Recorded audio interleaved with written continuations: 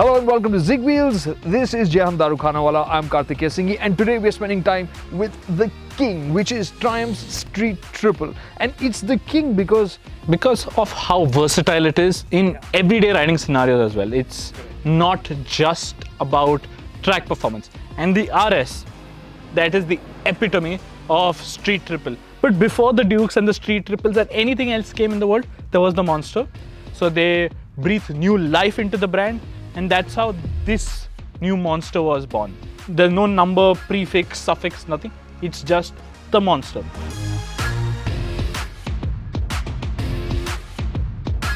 Okay, how well is the Monster prepared to take on the RS on paper? On paper, not as much, because if you just look at the specs, RS is packing top spec, adjustable suspension, nearly top spec Brembo brakes, top of the line Super Corsas, whereas Monster is packing reasonable suspension, non-adjustable. One sec, front is not adjustable. Rear is preload only. Preload. Brakes are Brembo M432s, not M50s, and the tires, Rosso 3s, which are not as grippy as say the Super Corsas. They're even not as grippy. The Triumph's real magic is baked into its brilliant twin-spar chassis. Ducati has pulled out the stops by ditching the trellis frame and going for a monocoque. But is it enough?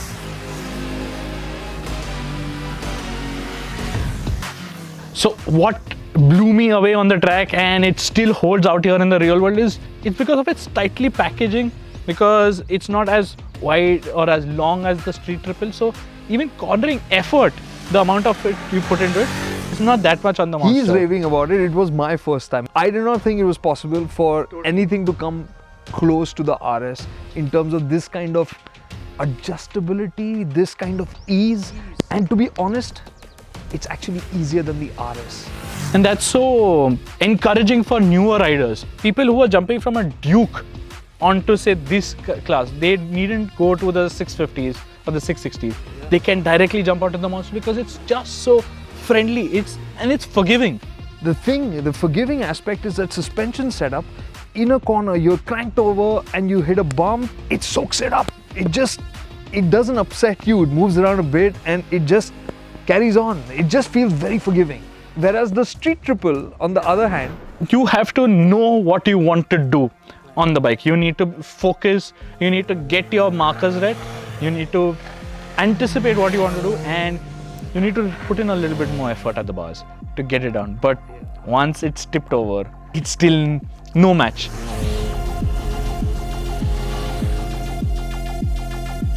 when it comes to the suspension, I think the area where the Monster finally feels like it's lacking is with the front suspension. The rear has preload adjustment, so you could get a little bit of tuning over there to get a greater sense of control. But the front is something that will finally hold you back from pushing harder and trying to keep up with the RS. Where the Monster's abilities start to wane, where it reaches its threshold, it's past that point that the Street Triple RS really comes into its own element. I think it's just saying, I'll give you better lap times. That's what it's saying throughout.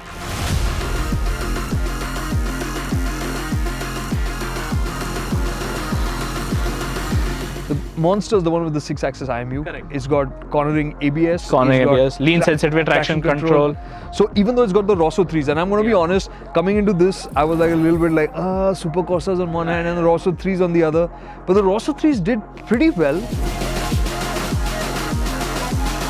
The Rosso 3s offer good grip and the electronics give you an extra safety net. But the Super Corsas are just phenomenal. But there is a price.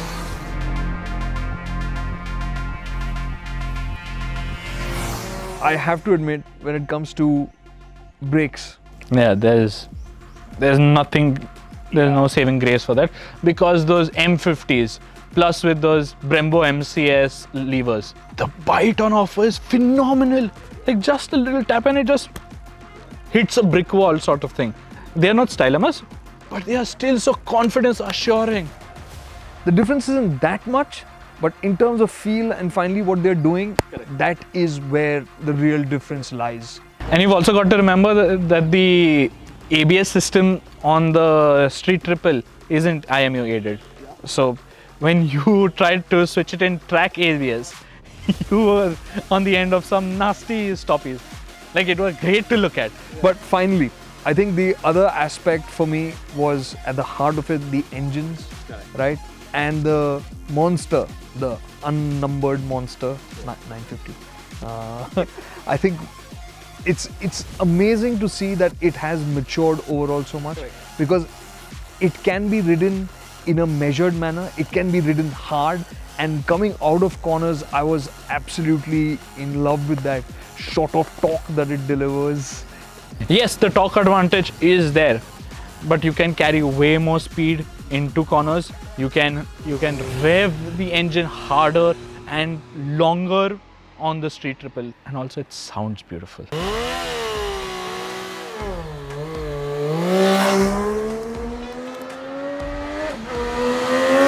Yes, the Street Triple has more cylinders and more power, while the Monster has more displacement and torque. Also, in terms of pure performance, let's look at the numbers again. The Monster has the slightest advantage getting off the line to 60 km an hour, but the Street Triple edges ahead as it gets to 160. So basically, it's not much, because how many times are you going to do that, right? Definitely, the Triumph Street Triple is the more potent motorcycle in terms of its overall performance. You can run a gear higher on the Street Triple. You may not have as much drive coming out of corners, but the point is you'll still be able to modulate the throttle and make your way through. Whereas on the Monster, if you're a gear too high, you'll definitely get a lot of that chugging. Which is a no-go in that sense. So I guess it's safe to say that the Street Triple is still the king of the hills, but the Monster is running it very, very close. Yeah, I would love to see what would happen when Ducati came up with a Monster SP.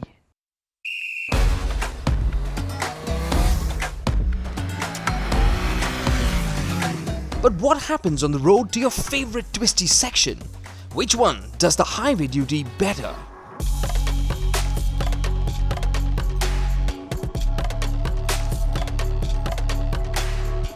Now this is the shocker, right? Even for me. So we saw that at 100 km an hour, the Monster was running 1000 RPM lower than the Street Triple, and which inherently made it feel more relaxed while riding.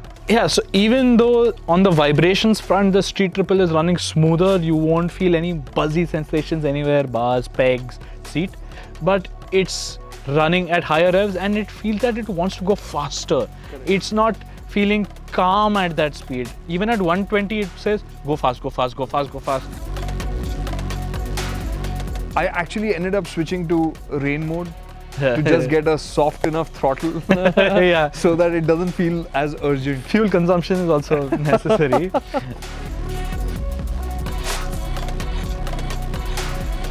The RS also has a configurable rider mode, so you can keep a highway setting stored there.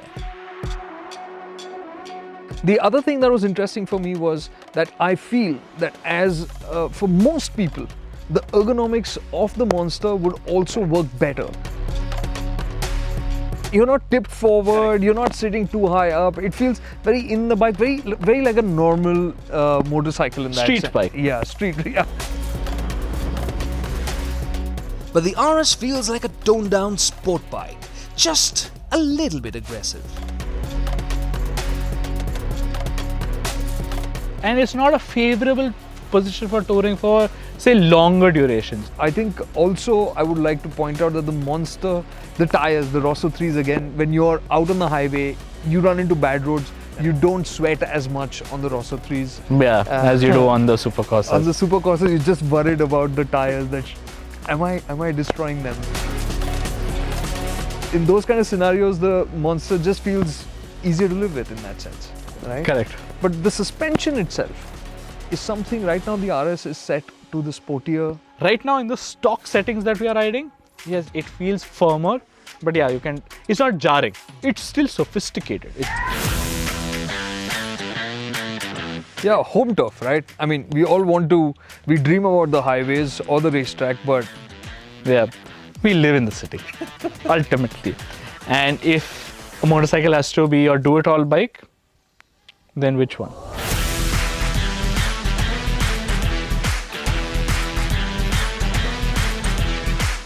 Monsters of the past for me have been least at home in the city. But this is changing things dramatically. For all the reasons that we've already discussed. In the city, you appreciate the lightness of the steering. In the city, you appreciate the grunt that the engine has. And yes, it is still a L-twin. It is still chattery at low revs. Under 20 kilometers an hour on the Monster, there's no such thing as calm or smooth, irrespective of which gear you're in. On the Ducati, you will have to deal with the heat from the rear cylinder at city speeds. And you'll also have to use the gearbox more than on the Triumph. You can think of a very easy way to choose which gear you want to be in. 20s second, 30s third, 40s fourth. That's a simple way. When do you want to get into which gear? But the point is that it is a much nicer motorcycle now to ride at everyday speeds than it ever was in the past. But at the same time, it's also got that grunt, it's got that playfulness about it, which makes it just so endearing. Whereas the Street Triple is a far more civil creature when it comes to the matters of the heart. Yes, the engine is definitely the better city-focused engine of the two. You can ride it from, say, 35-40 kmph in 5th gear, which is unthinkable of on the Monster. No bogging, no nothing, just clean pull of the throttle and it goes. Absolutely.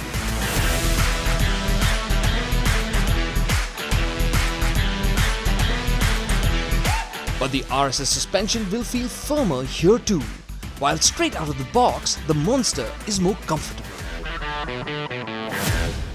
It's not just because of the ride, because yes, the ride can be fixed on the RS. It's also because the Monster has the better turning radius. Correct. Right? The lock to lock, it's quite less on the Street Triple. Feels so nice to ride in the city. You don't think of it as a big bike. So that, I think, just makes it much nicer in that sense as well. Gear shifts. Oh my God. So even though both of them have bi-directional quick shifters, it's the Ducati's sophisticated electronic system. Like it just makhan, like tut, gear down, tut, gear down, tut, tut, gear up. The Ducati tries to outdo the Triumph, but the extra smoothness on the RS thanks to the extra cylinder is its ultimate trump card in the city. And as for the Triumph's sportier ergonomics,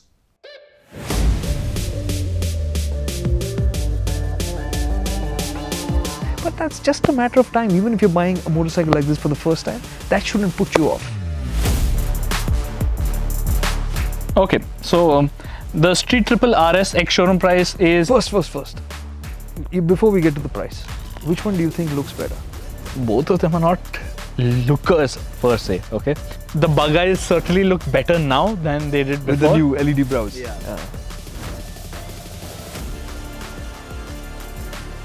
But Ducati, I think they just designed one half of the bike where they covered it up well and everything. Because the side stand side has all the plumbing and all of it is exposed. You can see all of it running around there on the left hand side, whereas the right hand side is completely clean and it's like, click me from this side, right? So this side is nice, but this side isn't.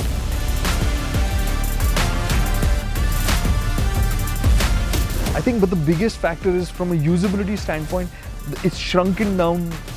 Correct, they've gone for function over form now, whereas it used to be the other way around. But I think for a buyer, one big factor is that this is not going to feel like a big bike.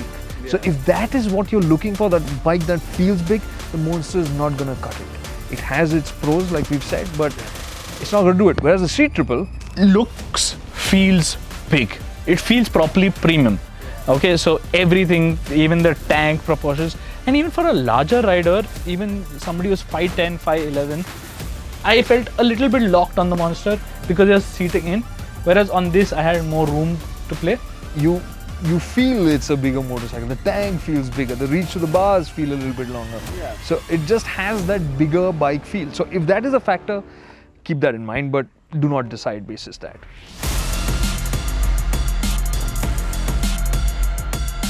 Okay, so the Street Triple might be the more premium feeling bike, but the Ducati, even though it has simpler switches, it's got the more intuitive and easier to use interface. The Monster is easier, Street Triple's quicker, but I do not like, and I cite it as an example of how not to do things, and that's the instrument cluster of the Street Triple. It's such a big screen, but it makes no good use of it. You look at the Ducati's instrument cluster.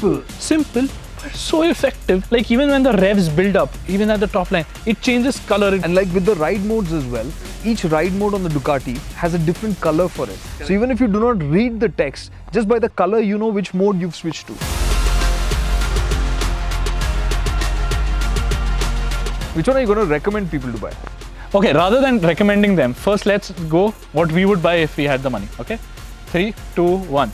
Street Triple RS. Monster. Surprise. I'll tell you why. So I want something which is like an everyday runabout, and for that I think the Monster, just out of the box. Suspension, soft. Steering geometry, great. Light, yes. Punchy, yes. Little bit of a hooligan, yes. I like that. That would be super.